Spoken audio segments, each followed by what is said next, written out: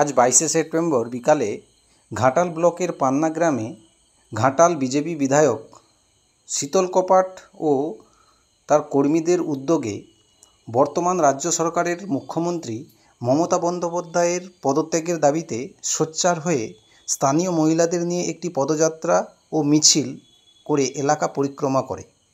বর্তমান রাজ্য সরকারের বিভিন্ন দুর্নীতি নিয়ে তারা সরব হয়েছেন বলে জানান বিধায়ক শীতল কপাট।